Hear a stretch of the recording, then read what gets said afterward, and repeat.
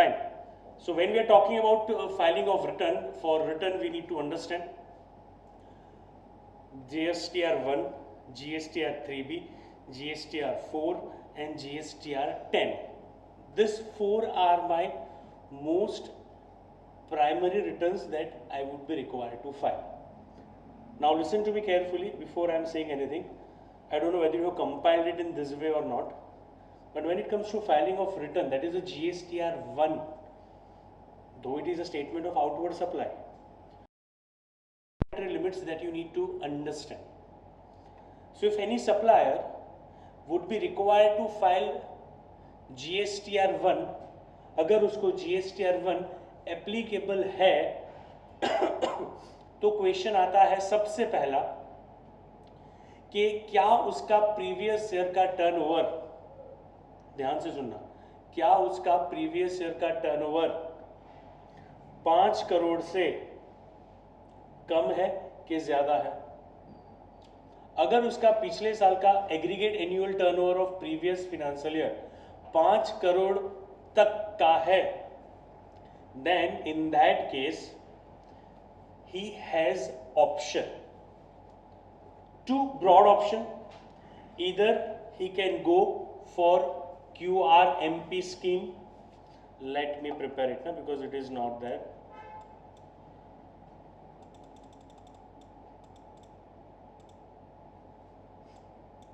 जा भाई, कोई नहीं।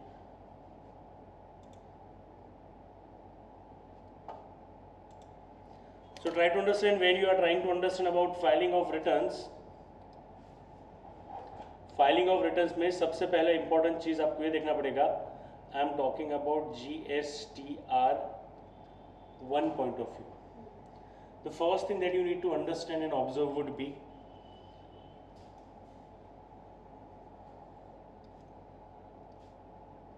turnover of previous financial year, and I'll say aggregate turnover. When I'm saying aggregate turnover, you understand, no? It's PAN based total turnover of India. Either it would be less than or equal to 5 CR or it is greater than 5 CR. Got it? Got it? यहाँ पे अब 3B भी मान के चलो, यहाँ पे he would be having no option, he is having no option, he would be required to file both GSTR 1 and GSTR 3B on monthly basis. कैसे फाइल करना पड़ेगा उसको? मंथली बेसिस पे. What is the cut off? Upon law के हिसाब से मान के चले तो इट इज 10th. अगर यहाँ पे हम लॉ के हिसाब से मान के चले तो 20th of next month. Am I clear? Understood यहाँ तक? क्योंकि बहुत कंफ्यूजिंग होता है बहुत बार, क्योंकि तुम्हारी लेट फी और जब तुम देखने जाओगे ना तो तुमको यही दिखेगा कि भाई ये लेट फी और सब कुछ क्यों ऐसे काम कर रहा है. इसलिए फिर ना we need to understand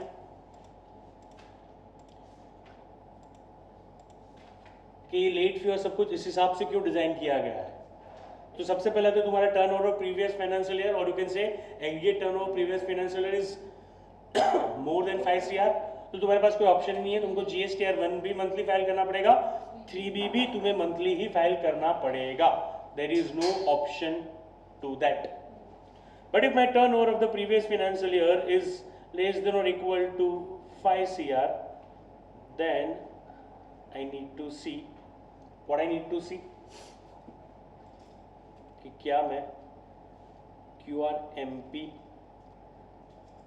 opt कर रहा हूं एंड बाकी के होंगे जो होंगे अदर्स. Got it? अच्छा, QRMP का एलिजिबिलिटी भी यहां से तुम्हें मिल गया कि QRMP में अगर मैं जाना चाहता हूं तो मैं कब जा सकता हूं? Only if my previous year turnover is less than equal to 5 CR, तो मैं QRMP में जा सकता हूं. अगर मैं QRMP में जा रहा हूं उसका मतलब ही ये होता है क्वार्टरली रिटर्न मंथली पेमेंट. तो यहां पे मैं G S 3B both I'll file on quarterly basis, लेकिन पेमेंट मैं करूंगा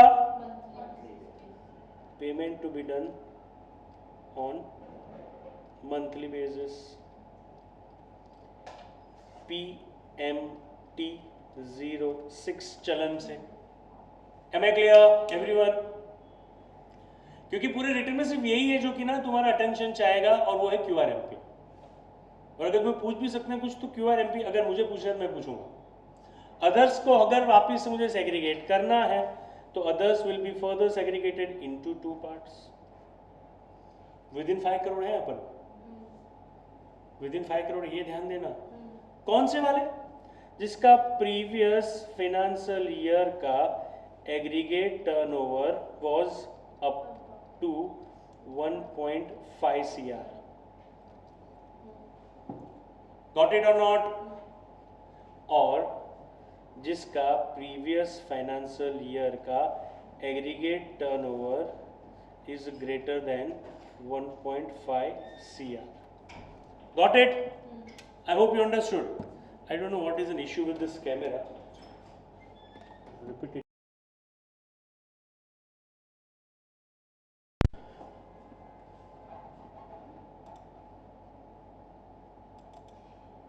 और ऐसा गर्दन में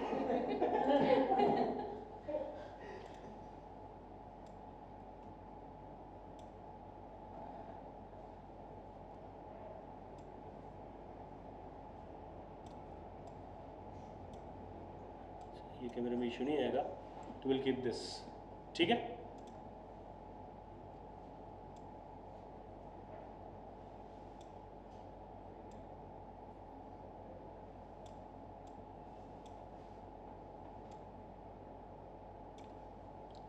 Done. So I hope you understood up to this point.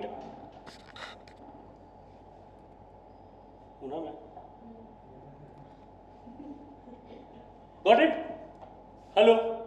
अच्छा, जिसका टर्नओवर 1.5 करोड़ से कम है, जिसका टर्नओवर क्या है, 1.5 करोड़ से कम है, उनके लिए भी ऑप्शन बनता है without going into QRMP, without going into QRMP, ये इंपॉर्टेंट है, without QRMP they can file return कैसे? Quarterly. They will file return quarterly. Hello, payment तो मांगेंगे ये लोग, लेकिन रिटर्न फाइल करेंगे क्वार्टरली। एम आई क्लियर और नॉट? अब जिसका टर्नओवर 1.5 करोड़ से ज्यादा है उसको तो नॉर्मली फाइल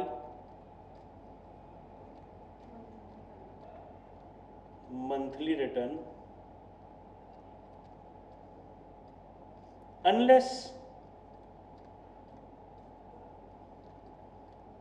opt for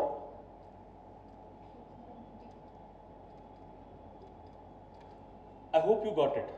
ये है पूरा लफड़ा रिटर्न्स का, जिसमें लोग कंफ्यूज होते ही रहते हैं। सबसे पहले बाइफरकेशन क्या आया? चलो अभी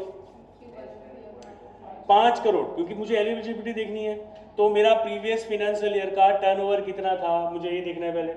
तो अगर मेरा प्रीवियस फाइनेंशियल ईयर का एग्रीगेट एनुअल टर्नओवर 5 करोड़ से कम है तो मैं QRMP ऑप्ट करने के लिए एलिजिबल हूँ। QRMP ऑप्ट करने के लिए मैं क्या हूँ? एलिजिबल हो गया। अब QRMP जरूरी नहीं है कि मैंडेटरी नहीं है मेरे लिए, मैं चाहूँ तो ऑप्ट करूँ, चाहूँ तो ना भी करूँ, बिकॉज मुझे ऑप्ट करना है।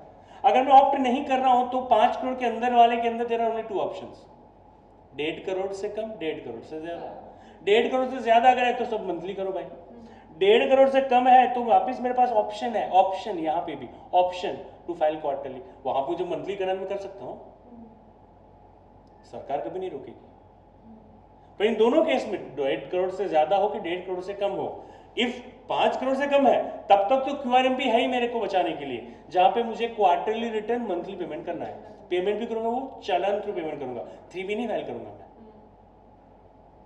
1 और 3B तो मैं कैसे फाइल करूंगा? Quarterly only. लेकिन अगर मेरा टर्नओवर 5 करोड़ से ज्यादा है तो मेरे पास कुछ ऑप्शन बचता ही नहीं। Am I clear now? I hope you understood. अब तुम जब लेट फी पढ़ोगे ना तो समझ में आएगा इतने बाइफरकेशन क्यों है लेट फी के, कि नील वाले का, 1.5 करोड़ वाले का, 5 करोड़ वाले का, सबका अलग अलग क्यों? क्योंकि एसएससी के बेचारे की कैपेसिटी के हिसाब से लेट फी रखा जाए ना, कि तू इतना टर्नओवर कर रहा है फिर भी रिटर्न फाइल नहीं कर रहा तो नहीं चलेगा। अच्छा तेरा कम है तो कम लेट फी दे। Am I clear? ये लिख लिया है सबने? जोशी हो गया तेरा? आ जाते हैं हमारी समरी पे। Now we are just trying to understand GSTR1 है क्या। अच्छा GSTR1 बाय डिफॉल्ट जब स्कीम आया था तब तो ये मंथली रिटर्न के लिए आया था, तो मुझे फाइल तो करना ही है। अगर प्राइमरी स्कीम देखो मेरा तो 10th of next month this required to be filed on monthly basis. क्या है ये? This is nothing but the statement of my outward supply. अच्छा एप्लीकेबल किसे नहीं है? This becomes important. एप्लीकेबल किसे नहीं है?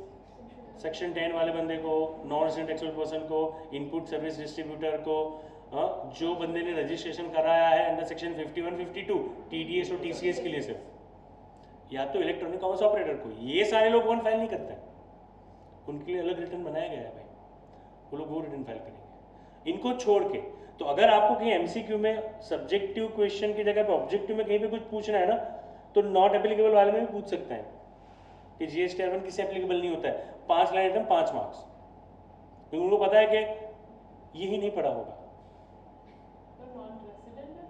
हाँ NRTP होना चाहिए, non resident taxable person, non resident taxable person. Got it? Then GSTR1 में क्या होता है? GSTR1 में there are 2 type of information that we would be required to furnish. एक होती है इनवॉइस लेवल इंफॉर्मेशन और एक होता है कंसोलिडेटेड इंफॉर्मेशन। अच्छा इनवॉइस लेवल इंफॉर्मेशन किसके लिए होगी? सारे मेरे B2B सप्लायर्स के लिए, क्योंकि सामने वाले को क्रेडिट चाहिए, वहां मुझे इनवॉइस लेवल इंफॉर्मेशन अपलोड करनी ही पड़ेगी, कोई ऑप्शन ही नहीं है मेरे पास। B2C कंसोलिडेटेड में आएगा कि मुझे सिर्फ टोटल ही डालना है कि भाई पूरे दिन में डीमार्ट ने कितने लोगों को सेल किया, सिर्फ वो वाला टोटल डाल दो, खत्म करो कहानी। हेलो? लेकिन B2C अगर कैसा है? इंटरस्टेट है। B2C कैसा है? इंटरस्टेट है और उस इनवॉइस की वैल्यू इज मोर देन, तो सरकार को जानना है ये कौन अनरजिस्टर्ड है जिसने मुड़ के पू को नहीं देखा। मतलब 2.5 लाख का सामान खरीद रहा है, अनरजिस्टर्ड है, इंटरस्टेट में खरीद रहा है और क्रेडिट नहीं चाहिए उसको। Am I clear? इंटरस्टेट लिखा हुआ है, क्लियर, इंट्रा नहीं लिखा हुआ, टू अनरजिस्टर्ड पर्सन। सो यहां पे जाएगी हमारी इनवॉइस लेवल इंफॉर्मेशन। अच्छा तो कंसोलिडेटेड कहां पे जाएगा? सारे मेरे supply made to unregistered person intra वाले, और स्टेट वाइज इंटरस्टेट सप्लाई जिसका वैल्यू 2.5 लाख से कम है, इंटरस्टेट है लेकिन 2.5 लाख से कम है, उसका भी कंसोलिडेटेड इंफॉर्मेशन जाएगा। गॉट इट और नॉट? तो यहां पे आपके लिए एग्जाम ओरिएंटेड इंफॉर्मेशन जो आया वो क्या आया? 2.5 lakh is the deciding factor B2C में, कि इनवॉइस लेवल जाएगा कि कंसोलिडेटेड जाएगा। ये छोटे छोटे बुलेट पॉइंट बता रहा हूं जहां से कुछ पूछ सकते हैं, तो GSTR1 का शॉर्ट नोट नहीं पूछेंगे, समझ में आ रहा है? इसके इंप्लीकेशंस पूछेंगे। फिर रेक्टिफिकेशन का टाइम लिमिट क्या है भाई? जो हमारे 16(4) का है वही है, उसके बाद नहीं, क्योंकि सामने वाला क्रेडिट भी नहीं ले पाएगा, इसलिए 16(4) में भी ये लिमिट याद करो। Am I clear or not? Furthermore, they are saying if the aggregate turnover is कितना allowed to file, ये तो हमने चार्ट ही बना दिया, खत्म ही कर दी कहानी, यहीं पे हमारा गेम खत्म हो गया। अंडरस्टूड है कि नहीं understood? Then we are talking about 3B। What is there in 3B? 3B भी पहला इंपॉर्टेंट क्या? Not applicable online information database service composition, NRTP, ISD and TDS TCS वाले, उनको एप्लीकेबल नहीं होगा। और फाइल करना होता है कब तक? 20th तक। गॉट इट और नॉट? और ये तुम्हारा भले पूरे महीने में एक भी ट्रांजेक्शन क्यों ना हो, फिर भी nil return is required to be. ये कोई गुमास्ता का रजिस्ट्रेशन नहीं लिया जो तुमने दीवार पे जाके टिंगा दो, फिर उसका कुछ लेना देना नहीं। यहाँ पे तुमने अगर किसी मंथ में कोई ट्रांजेक्शन नहीं किया है, that is also information that you need to give to an officer कि during the month I have not made any supply. Got it? हाँ, वन में भी एप्लीकेबल है, नील का रिटर्न पे फाइल करना पड़ेगा। Then we are talking about GSTR4। GSTR4 किसके लिए भाई? सेक्शन 10 वालों के लिए। अच्छा, GSTR4 तो साल में एक ही बार फाइल होता है। कब फाइल करना होता है? साल खत्म हो जाए उसके बाद का जो 30 अप्रैल आएगा तब फाइल करना होता है। गॉट इट और नॉट? लेकिन पेमेंट मुझे यहाँ पे क्वार्टरली करना है। पेमेंट कैसे करना है मुझे? क्वार्टरली करना है। कौन सा चलन? CMP 08 में due date 18th of the month succeeding such quarter. Payment साल में मैं 4 बार करूंगा और रिटर्न एक बार फाइल करूंगा। तो ये सिर्फ चालान है, PMT नहीं है, CMP है। जबकि QRMP में क्या था? PMT 06 है, यहाँ पे CMP 08 है। Composition, CMP stands for composition. Got it?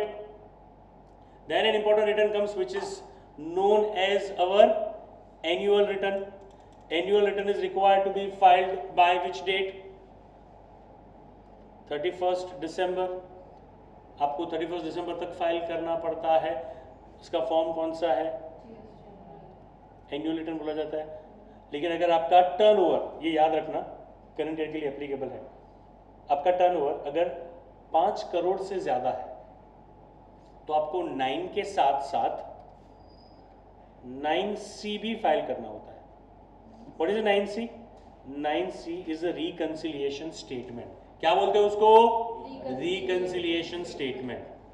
अच्छा, किसके साथ reconciliation? Reconciliation with the books of account, क्योंकि sale is not equal to supply always. So whatever turnover that you are disclosing in your books of account, in your annual return, in your audited financial statement, and turnover reflected in your consolidated GSTR1, consolidated GSTR3 भी, उसमें से final turnover जो तुमने किया हो 9 में declare, उसको तुम्हें बुक्स के साथ रिकंसाइल करके बोलना पड़ेगा कि this are the reason for difference. जैसे कि branch transfer is not offered as income. Am I clear? Sale of plant and machinery might not be reflected on the trading credit side, क्योंकि यहाँ तो हमने गेन और losses दिखाया होगा, लेकिन यहाँ पे तो पूरी ट्रांजैक्शन वैल्यू आएगी। Are you getting it or not? So all those things you need to have this reconciliation in GSTR9, जहाँ पे तुम बुक्स के साथ टर्नओवर को, ITC को, आउटपुट टैक्स को, सबको बुक्स के साथ रिकंसाइल करके दोगे। पहले यहाँ पे चार्टर्ड अकाउंटेंट या कॉस्ट अकाउंटेंट की साइन चाहिए रही थी, अभी उसको क्या कर दिया उन्होंने? Because it is not an audit report, come on. So अभी हो गया है वो सेल्फ सर्टिफाइड। तो 9C किसके लिए है? जिनका की टर्नओवर कितना है? 5 करोड़ से नीचे है तो अब मैंडेटरी नहीं है, याद रखना। अच्छा, 9 भी किसको फाइल करना है नोटिफिकेशन के हिसाब से अभी एज ऑफ नाउ? तो ASM नहीं फाइल करेगा, मेरा टर्नओवर 2 करोड़ नहीं है। समझ में आया? 2 करोड़ से ज्यादा है तो 9 मैंडेटरी है, तो 2 करोड़ से ऊपर तो 9 फाइल करना ही करना है। अब 9C करना है कि नहीं करना है? 5 करोड़। समझे कि नहीं समझे तुम? Hello, I hope you got it. Fine. Then final return, मतलब जब मैं रजिस्ट्रेशन मेरा कैंसिल करा दूं, डिपार्टमेंट में मेरा रजिस्ट्रेशन मैंने क्या कर दिया? कैंसिल कर दिया, तो उस केस में जब रजिस्ट्रेशन कैंसिल हो जाएगा उसके बाद भी, क्योंकि याद करो वापस सेक्शन 18(4) जहां पे बोला था रजिस्टर्ड टू अनरजिस्टर्ड बनता है बंदा। तो what ever stock which is lying on the day when he become unregistered, capital goods in a stock, उस पर जो तुमने क्रेडिट लिया था वो सारा तुम्हें रिवर्स करना पड़ेगा। अब तो तुम अनरजिस्टर्ड हो गए तो कैसे करोगे?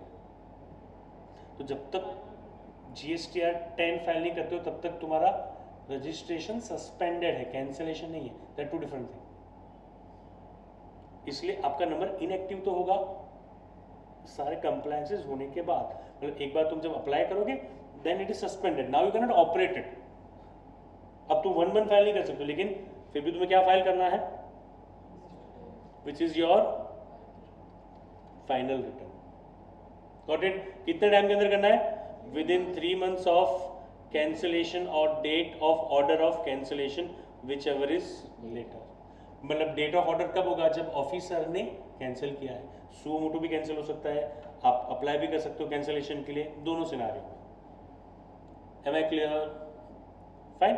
सो this are the basic things and this is a late fee. I will not go it one by one, ये आपके सिर्फ पढ़ने के लिए रख रहा हूँ, क्योंकि यहाँ से कुछ पूछ सकते हैं in the form of MCQs, highly probable है, तो डोंट अवॉइड दिस। रिटर्न के नाम भी है यहाँ पे और उसका लेट फी भी है, and this late fee is only of so multiplied by, ये याद रखना, and this is maximum limit, ये भी मैक्सिमम लिमिट CGST का। समझ में आया मैं जो बता रहा हूँ? अब देखो, इसलिए यहाँ पे देखो 1.5 करोड़ 5 करोड़ ये सब क्यों करा गया है? बिकॉज ओरिजिनल स्कीम तुम्हारा उस हिसाब का है, तुमने कौन सा स्कीम ऑप्ट किया था उस हिसाब से फिर आपकी पेनल्टी लगेगा, मतलब लेट फी लगेगा। Got it? That leads to the scheme which is known as what? This QRMP was notified with multiple notifications. This notification you need not require to remember, so I am ignoring it. सबसे पहले तो ये scheme आया था कब, effective कब से हुआ था? This scheme was effective from Jan 21. ठीक है? अच्छा, किसको एप्लीकेबल होता है ये? A registered person who is required to furnish क्या? तो जिसको 3B एप्लीकेबल नहीं है उसको QRMP भी एप्लीकेबल नहीं है भाई। The one who is required to file 3B and whose aggregate turnover up to 5 CR in a preceding financial year. Up to मतलब 5 crores are included in a preceding financial year. Aggregate turnover of the preceding financial year shall be calculated in a common portal. तो तुम apply करोगे तभी तुम्हें portal ही मना कर देगा कि ना यू कैन नॉट कम, वो अपने टोटल कर लेगा, मतलब वो सारे लोकेशन का टोटल कर लेगा, उसके पास तो सारी डिटेल है ना तुम्हारे। Hello, if aggregate turnover exceeds 5 crore, मतलब 5 करोड़ से कम था, तुम QRMP के अंदर घुसे, क्योंकि एलिजिबिलिटी क्राइटेरिया क्या है? Turnover of previous financial year. 5 crore तो है लेकिन turnover of previous financial year, तो करंट ईयर में तुम QRMP में घुसे, अब दूसरे ही क्वार्टर में तुमने करंट ईयर में तो 5 करोड़ का लिमिट तोड़ दिया। कंपोजिशन में भी होता है ना ऐसा, तो नेक्स्ट क्वार्टर से तुम्हें बाहर फेंक दिया जाएगा। नेक्स्ट क्वार्टर से, उस महीने से नहीं, बीच से नहीं मारेंगे, नेक्स्ट क्वार्टर से।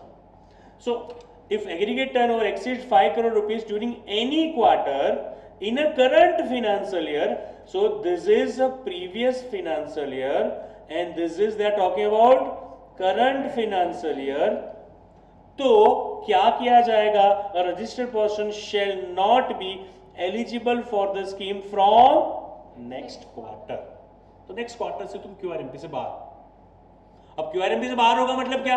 1.5 करोड़ से तो ज्यादा है ना, अब तुम्हारा कोई शेल्टर नहीं है, मंथली 1 मंथली 3B। समझ में आया कि नहीं समझ में आया?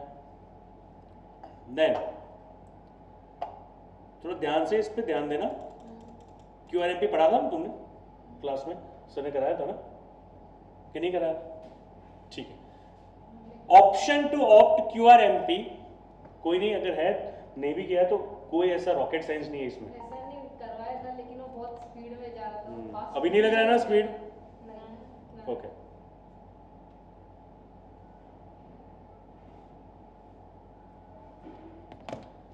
QRMP ऑप्ट में कब कर सकता हूं सर? क्या ये कंपोजिशन स्कीम जैसा है कि before commencement of the year मुझे करना पड़ेगा? समझ आ रहा है? कंपोजिशन तुम्हारा ऐसा होता था कि before starting of the next financial year you need to apply. नहीं, ऐसा कुछ नहीं है। साल में कभी भी जब तुम्हारा मन करे, जब तुम्हारा मन करे, that means option is available. Got it? ध्यान ये देना है कि मैं कब अप्लाई कर सकता हूं। क्या ध्यान देना है? मैं कब अप्लाई कर सकता हूं। अब इसमें रट्टा मारा ना तो जिंदगी में कभी याद नहीं रहेगा, तो ध्यान से समझो। तो उसके लिए ना मुझे वापस आना पड़ेगा हमारे इसी वर्किंग वाले में। चलो समझते हैं। साल में कितने क्वार्टर्स होते हैं? पहला क्वार्टर रहेगा कौन सा?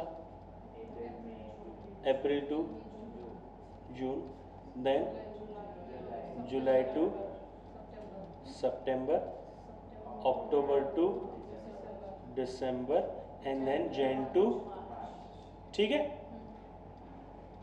ये मेरे अलग अलग सारे क्वार्टर्स हैं।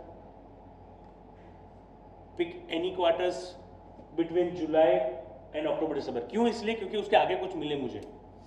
चलो अगर हम लेट्स से ये वाला क्वार्टर पिक करते हैं कि इस क्वार्टर से मुझे कहां पे आना है? कहां पे आना है? समझ में आया? तो रट्टा नहीं मारना पड़ेगा, वरना तुम पढ़ोगे ना तो तुम्हें लगेगा ये क्या बोल रहा है, वो सेंटेंस फिर मैं पढ़ाऊंगा। लेकिन अगर ठीक से समझे ना तो कुछ रट्टा ही नहीं मारना इसमें। तुम्हें कौन से क्वार्टर से आना है? अक्टूबर टू दिसंबर। मतलब तुम पहला मंथ कौन सा है इस क्वार्टर का? पहला मंथ कौन सा है? अक्टूबर का रिटर्न फाइल करो, तुम उससे पहले तो डिसाइड कर लो एटलीस्ट। समझ में आया? तो यहां पे कट ऑफ क्या बन गया? Is last date. अगर मुझे क्यूआरएमपी में आना है तो 31 October is the last date. समझ में आया? तो अर्लीएस्ट कौन सा होगा? ऑब्वियसली इस साइड जाएगा। पिछले टाइम पे तुम थे क्यूआरएमपी में? नहीं थे। क्वार्टर कितने महीनों का होता है? 3 महीनों का। 31 अक्टूबर से हमने स्टार्ट किया तो वापस भी कितना जाएंगे अपन? 3 महीने।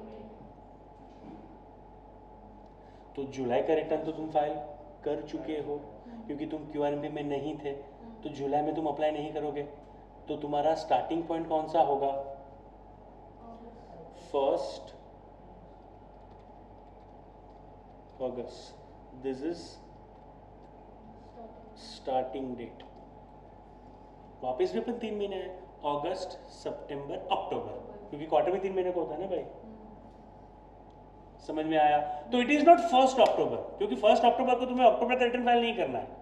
तुम्हें अक्टूबर का रिटर्न फाइल करना अक्टूबर खत्म होने के, तो तब तक तो डिसाइड कर लो कि तुम्हें ओल्ड में रहना है कि क्यूआरएमपी में आना है। तो अगर 31 अक्टूबर है तो वापस यहां से मैं कितना जाऊंगा? 3 महीना। एम आई क्लियर और नॉट? और ऐसा भी नहीं कि एक बार तुमने क्यूआरएमपी ऑप्ट कर लिया then you can not opt out. और या तो तुम ऑप्ट आउट तभी हो सकते हो जब तुमने 5 करोड़ क्रॉस किया। ऐसा नहीं है, एक बार तुम क्यूआरएमपी में आ गए तो बाय डिफॉल्ट फिर क्यूआरएमपी में ही हो। लेकिन अगर तुम्हारा मन कर रहा है, अच्छा तुम्हारा मन क्यों कर रहा है? सोच के बताओ चार्टर्ड अकाउंटेंट्स, तुम्हारा मन क्यों कर रहा है क्यूआरएमपी से बाहर निकलना? क्योंकि तुम्हारा रेसिपिएंट बोल रहा है यार तू क्या कर रहा है ये। ध्यान से समझना, ध्यान से समझना। जरा सोच के देखो कि अगर मैंने क्यूआरएमपी ऑप्ट किया है तो अक्टूबर महीने में मैंने जो सेल किया होगा अक्टूबर महीने में, उसका 1 कब फाइल करूंगा मैं? 25 जनवरी। कब? मतलब 10 जनवरी। Are you getting what I am saying here? अब जब तक मैं मेरा 1 नहीं फाइल करूंगा तब तक सामने वाले को क्रेडिट नहीं मिलेगा। तो मैं तुझसे क्यों खरीदूं? इसका भी सॉल्यूशन है, इसका भी तोड़ निकाला है, जिसको बोला जाता है IFF facility, invoice furnishing facility. तोड़ है इसका भी। तो अगर मैं ऑप्ट इन करना चाहता हूं, ध्यान से, ऑप्ट इन करना चाहता हूं तो कट ऑफ कौन सा? 31 अक्टूबर लास्ट। आगे कब तक? 3 महीने। तो जुलाई में तो नहीं करूंगा मैं, ऑब्वियसली बात है, क्योंकि तब तो मैंने डिसाइड जुलाई के एंड में क्या किया होगा कि जुलाई में रहना है कि नहीं रहना है। 31 जुलाई को तो वो डिसाइड किया होगा ना। तो इसलिए स्टार्टिंग पॉइंट इज 1 अगस्त, 3 महीने, 31 अक्टूबर। अगर ऑप्ट आउट करना है तो भी यही कट ऑफ। आप अपने सोच के देखो कि तुम जुलाई सितंबर में क्यूआरएमपी में थे, जुलाई सितंबर में तुम क्यूआरएमपी में थे, तुम्हें अक्टूबर दिसंबर से क्यूआरएमपी से बाहर निकलना है, तो भी यही कट ऑफ रहेगा कि भाई अक्टूबर से खत्म होने से पहले डिसाइड कर लो कि तुम्हें क्या करना है, बता दो सोच के। समझ में आया? तभी भी वही कट ऑफ हुआ ना, बिकॉज अक्टूबर जैसे खत्म होगा तो तुम्हें डिसाइड करना पड़ेगा कि पीएमटी 06 फाइल करें कि 1 फाइल करें। तो वहां पे भी 31 अक्टूबर और 1 अगस्त। ऑप्ट इन ऑप्ट आउट का सेम मैकेनिज्म है। लेकिन अगर इसको छोड़ के मैं तुम्हें सीधा ये पढ़वा के बोलूं कि नहीं इसको रट्टा मारना पड़ेगा, there is no solution. A registered person can opt in for any quarter from the first day of the second month of the preceding quarter to the last day of the first month of the current quarter. रहता है याद ही. तो जब भी तुम्हें पूछा जाए इसका क्वेश्चन, कोई पर शर्म रखा होगा, जस्ट राइट डाउन 4 क्वार्टर्स और देखो पूछो कहां से आना है उसको, तो ही समझ में आएगा. Last day and first day करने गए ना तो गधे हो जाओगे. गॉट इट और नॉट? और इसमें कुछ रट्टा नहीं, इट्स प्योर एला. In order to exercise this option, registered person must have furnished the last return. मतलब मैं जिस महीने में ऑप्ट कर रहा हूं, मेरे पास है विंडो 3 महीने का, 3 महीने का विंडो है. सो अक्टूबर 31 को अगर मैं ऑप्ट कर रहा हूं, कब ऑप्ट कर रहा हूं? 31 अक्टूबर को मैं ऑप्ट कर रहा हूं, तो I need to make sure कि मेरा सितंबर का रिटर्न फाइल हो चुका है. जिस महीने में मैं ऑप्ट कर रहा हूं उसका प्रीवियस मंथ का रिटर्न फाइल हो चुका है. बाकी आप नवे सर्दी चालू करे, it won't happen in that way. Am I clear? एक बार तुम अंदर आ गए, then you need not require to exercise an option every quarter unless you want to revise the said option. मतलब रहना है तब तक रहो, कंटिन्यू करने के लिए तुम्हें कुछ नहीं करना है. बाहर निकलना है तो या तो 5 करोड़ क्रॉस करो तो बाहर निकाल दिए जाओगे, या खुद भी बाहर निकलना चाहते हो निकल सकते हो, कोई दिक्कत नहीं. Am I clear up to this?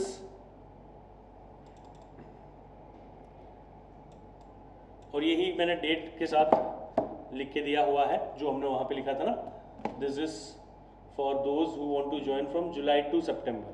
तो जुलाई टू सितंबर है तो आगे वाले क्वार्टर कौन सा रहेगा? आगे वाला क्वार्टर रहेगा कौन सा? हाँ मम्मी, अरे હું લેક્ચરમાં હતું ચાલશે મમ્મી, પછી મોડા મોકલું છું.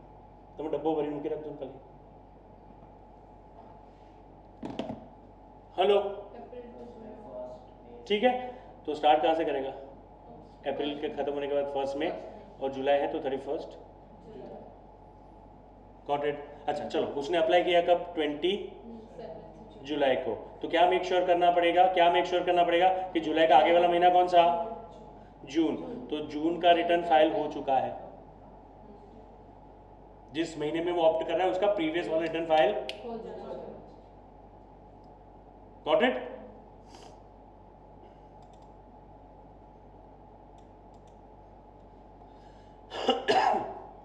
ऑप्ट आउट, पहले ऑप्ट इन था, ऑप्ट आउट भी वही है.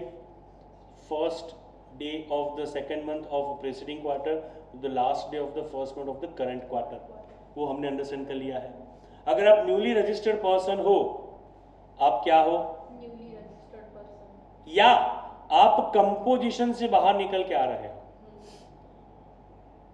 तो आप देखो कब घुस रहे हो अंदर. क्योंकि जब तुम घुस रहे हो अंदर तब तुम उस पर्टिकुलर क्वार्टर में क्यूआरएमपी में आओगे कि नहीं आओगे, कैसे पता चलेगा? जरा सोच के देखो मैं क्या बता रहा हूं. जुलाई टू सितंबर क्वार्टर है, तुम रजिस्ट्रेशन के लिए अप्लाई करिए अगस्त महीने में, कभी तुम क्यूआरएमपी में आ ही नहीं सकते. जुलाई टू सितंबर में नहीं आ सकते. अगर तुमने 31 जुलाई के पहले रजिस्ट्रेशन किया होता तो तुम्हारे पास ऑप्शन था जुलाई टू सितंबर का.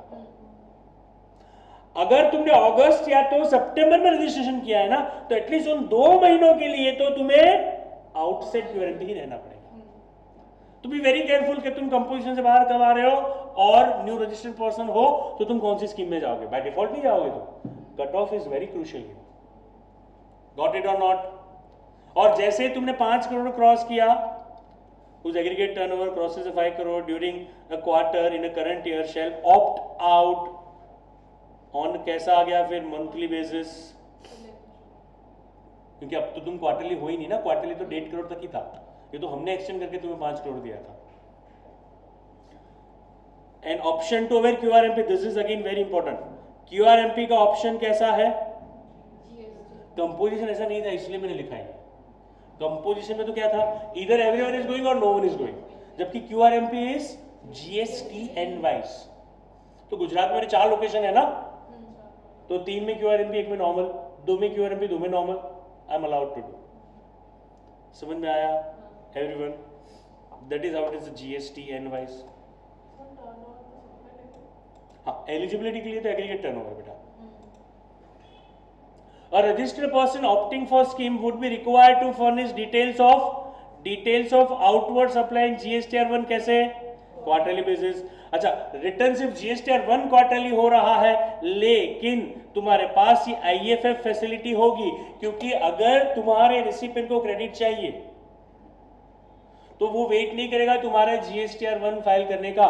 इसलिए पहले जो 2 महीने हैं, क्योंकि तीसरे महीने के बाद तो तुम वन फाइल करने ही वाले हो, पहले जो 2 महीने हैं वहां पे तुम दिस इनवॉइस फर्निशिंग फैसिलिटी को यूज करके इनवॉइस लेवल इंफॉर्मेशन अपलोड करोगे, ऑटोमेटिक उसके 2B में दिख जाएगा,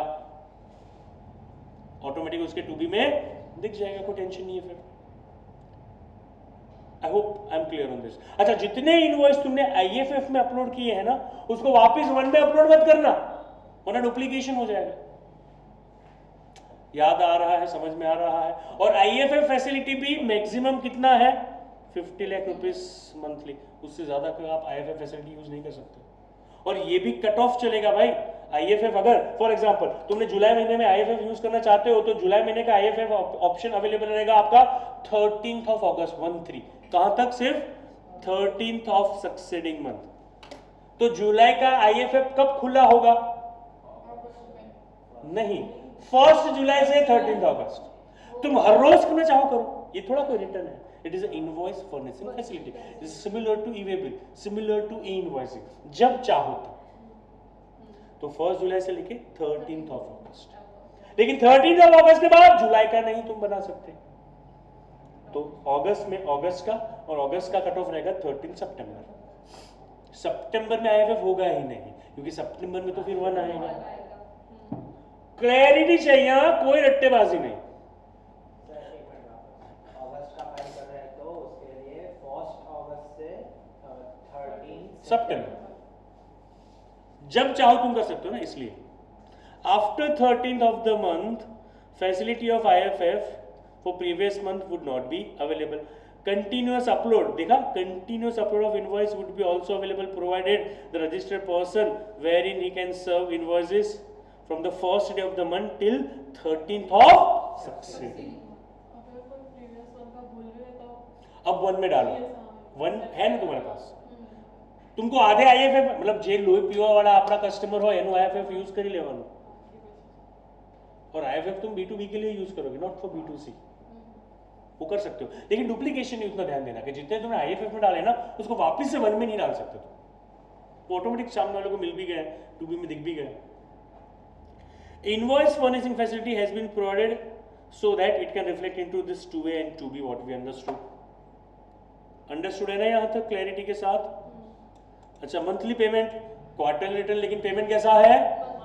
पेमेंट हम कैसे करेंगे? PMT 06 क्या है? दिस इज नथिंग बट चालान। It is not a return, this is what? चालान है, सिर्फ चालान पे कर। जैसे CMP 08 चालान है, रिटर्न तो 1 और 3 भी ही रहेगा मेरा। और ये पेमेंट हम कैसे करेंगे? पेमेंट हम करेंगे मंथली, कब तक? और जब तुम चालान सिलेक्ट करो तो आपको ये भी सिलेक्ट करना पड़ेगा, monthly payment for quarterly tax payer. ये चालान जब तुम PMT 06 में जाओगे ना, देखो PMT 06 ना is my departments general mechanism for making payment of tax, general mechanism. तो अगर मेरा ITC कोई रिवर्स करना रह गया, अब मैं मंथ एंड होने के टाइम तक वेट नहीं करना चाहता। समझो मैं क्या बता रहा हूं, ये प्रैक्टिकल डिफिकल्टी होगी ना। अब तुम्हें फॉर एग्जांपल तुमने कोई क्रेडिट ले ली गलती से, जून महीने की क्रेडिट तुमने गलती से कब ले ली? जब तुमने 20 तारीख को 20 जुलाई को रिटर्न फाइल किया, और जून में कोई ITC ऐसी थी जो कि 17/5 वाली थी, तुमने गलती से ले ली। समझ रहे हो? अब उसको रिवर्स करने के लिए 1 महीना वेट करो, क्योंकि अगर 1 महीना वेट करो तो मुझे इंटरेस्ट पे करना पड़ेगा, मुझे नहीं करना है। तो payment is not just by way of 3B, इसलिए उन्होंने ये एडहॉक मैकेनिज्म दिया है। PMT 06 पे कर दो, इंटरेस्ट क्यों पे कर दो, दूसरे दिन पे कर दो। तो PMT 06 is not just designed for QRMP, be very clear on this। PMT 06 is my general payment mechanism. Therefore I need to select कि ये जो पेमेंट कर रहा हूं वो किस चीज का है। पता है क्यों? क्योंकि जब क्वार्टर खत्म होगा तो at the end of the quarter तुम 1/3B फाइल करेंगे, तो 3B में ये जो तुमने पे किया है ना वो ऑटो पॉपुलेट होके आ जाएगा। कब आएगा? जब सिस्टम को पता हो तुमने ये क्यों पे किया है, वरना तो सिस्टम बोलेगा नहीं भाई मुझे कोई पैसा नहीं मिला, फिर तुम अप्लाई करते हो रेक्टिफिकेशन के लिए। GST is transaction driven tax, तो तुमने उसमें एग्जीक्यूशन में गड़बड़ कर दी, भले तुम्हारा इंटेंशन नहीं था कोई फ्रॉड करने का, फिर भी then you are in a difficult situation. Getting it और नॉट? अच्छा, अब जो बर्निंग क्वेश्चन आएगा वो बर्निंग क्वेश्चन क्या आएगा, ध्यान से सुनो। पे मुझे बोला गया कि तुम 1 फाइल करो क्वार्टर खत्म होने के बाद, 3B फाइल करो क्वार्टर खत्म होने के बाद, लेकिन PMT 06 से पेमेंट करो मंथली। मैं बोलूंगा मुझे पता ही नहीं है मुझे कितना पेमेंट करना है, मुझे पता ही नहीं मुझे कितना पेमेंट करना है। तो वहां पे law maker has provided 2 options, वहां पे law makers have provided 2 options. Either you can go for a fixed sum method or you can go for a self assessment method. Fixed sum method में क्या करेंगे? Don't apply your mind. सुनना, ध्यान से सुनना, मैं लाइन बाय लाइन नहीं पढ़ूंगा। Don't apply your mind. क्या करो, सिर्फ तुम देख लो कि पिछला जो रिटर्न था, पिछला जो रिटर्न था वो तुम्हारा क्वार्टरली था क्या मंथली था? क्योंकि 1.5 करोड़ वाला है ना। पिछला रिटर्न अगर मंथली था तो पिछले महीने में तुमने जितना कैश में पे किया था, किस में? After utilizing IT. पिछला तुमने क्या पे किया था? कैश में जितना पे किया था उतना 2 महीने तक पे करो, 2 महीने तक, फिर तीसरे महीने तो फिर टोटल करेंगे ना। हेलो, लेकिन अगर पिछला रिटर्न तुम्हारा था क्वार्टरली तो इफेक्टिवली 1/3 होना चाहिए। 1/3 नहीं किया उन्होंने, क्या किया? 35%। इतना क्या है? 35%। That is a fix sum method. उतना सीधा कैश, क्योंकि कैश ले रहे हो तो कैश में पे कर दो फिर। Am I clear or not? तो क्या देखना पड़ेगा फिक्स सम में कि पिछला क्वार्टरली था कि मंथली था। Am I clear? अच्छा, सेल्फ असेसमेंट मेथड क्या कि भाई तो तुम एक काम करो, अगर तुम्हें फिक्स सम लग रहा है कि भाई ये तो मेरे को लॉस होगा, ये मेरा सीजनल बिजनेस है, पिछले क्वार्टर के अंदर मेरा सीजन था तो बहुत ज्यादा सेल हुआ, अब करंट मेरा सीजन नहीं है भाई तो नहीं हो रहा है, तो तुम फिक्स सम में मत जाओ, तो तुम कहाँ पे जाओ? Self assessment. तो खुद बैठो, आउटवर्ड सप्लाई कितना, उस पर आउटपुट टैक्स कितना, करंट मंथ की आईटी से कितनी, माइनस करो, नेट अमाउंट ढूंढो, खुद ढूंढो और वो पे कर दो PMT 06 से। हेलो, लेकिन दोनों मेथड में एक बहुत बड़ा अंतर है। I am not reading it, सुन लो क्योंकि कनेक्ट हो रहा है। दोनों मेथड में सबसे बड़ा अंतर क्या? पहली मेथड में फिक्स सम में हमने नहीं बोला हम कितना पे करेंगे, लॉ मेकर ने, GST ने बोला 35% या तो 100%। सुनना हाँ ध्यान से। सो फॉर एग्जाम्पल मैं फिक्स सम मेथड फॉलो कर रहा हूं, मेरा पिछला रिटर्न था मंथली, मुझे जुलाई का पे करना है, मैं देखा जून में मेरा कितना था, लास्ट मंथ जून में मैंने 100 रुपीज कैश में पे किए थे, तो जुलाई में मैं कितना पे कर दूंगा? 100। ठीक है, याद रखना इस पॉइंट को। फिर क्या हुआ? जुलाई, अगस्त, सितंबर खत्म हुआ, मैंने 1 फाइल किया, तो अब तो मुझे पता चलेगा कि जुलाई की एक्चुअल लायबिलिटी कितनी। एक्चुअल लायबिलिटी निकल के आई 120। मैंने कितना पे किया था? किसके कहने पे? डिपार्टमेंट के कहने पे।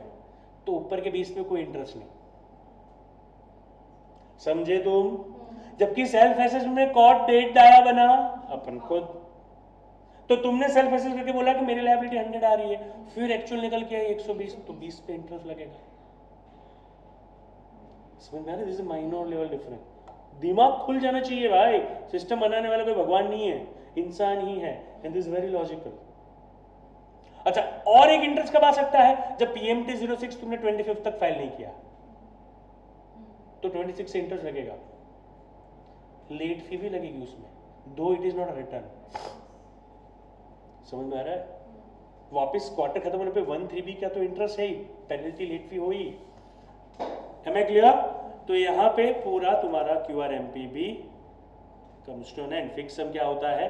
तो वहाँ पे मैंने लिखा हुआ है, देखो यहाँ पे 35%, यहाँ पे amount equal to tax paid, क्योंकि यहाँ मंथ है, लेकिन यहाँ पे क्या है?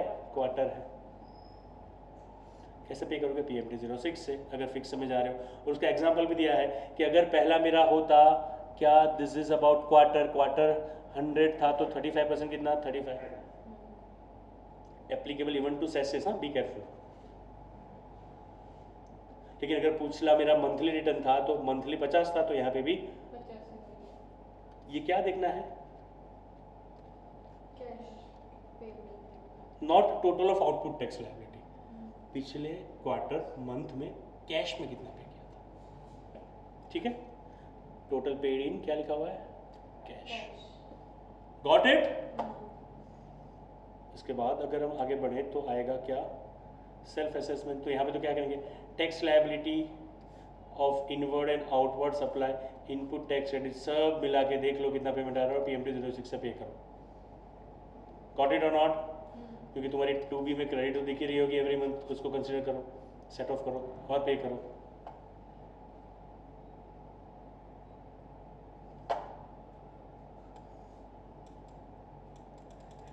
GST 3B of every quarter on और बिफोर, 3B का वही कट ऑफ है, 25th नहीं है। 3B can be declared supply made during the quarter, ITC availed during the quarter and all other details required to be furnished। मतलब 3B तो तुम पूरा क्वार्टर का ही डिटेल डाल के करो, 1 में तुमने IFF वाला नहीं डाला था, 3B में तो सारा डालना पड़ेगा। Got it or not?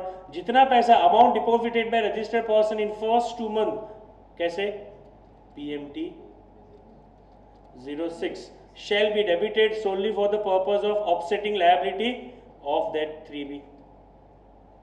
अगर तुमने एक्सेस पे कर दिया था पहले 2 महीनों में, तो तुम क्या कर सकते हो, you can use for any other purpose for quarter और you can even claim a refund of it. Cancellation of registration, तो भी तुम्हें एक बार 3B उस महीने का तो फाइल करना ही पड़ेगा, बाद में तुम 10 फाइल करोगे। तुम 20 जुलाई को रजिस्ट्रेशन कैंसिल करो तो जुलाई का तो 3B फाइल करना पड़ेगा, बाद में तुम 10 भी फाइल करोगे। Got it. इंटरेस्ट जो मैंने बोल दिया फिक्स मेथड में, है ना, समझ में आया ना, मैं पढ़ नहीं रहा हूं पूरा, लेकिन तुम्हें क्लैरिटी मिलनी चाहिए, लिखा हुआ सब कुछ है मैंने। लेकिन अगर सेल्फ असेसमेंट होता तो payable as per provision of section 50। Got it. Late fee, late fee is applicable for delay in furnishing the return, no late fee applicable for delay in payment of tax in first 2, मतलब PMT 06 में I rectify myself, PMT 06 में there is no late fee, only interest। 25 के बाद किया तो ठीक है, that's it, that was your return।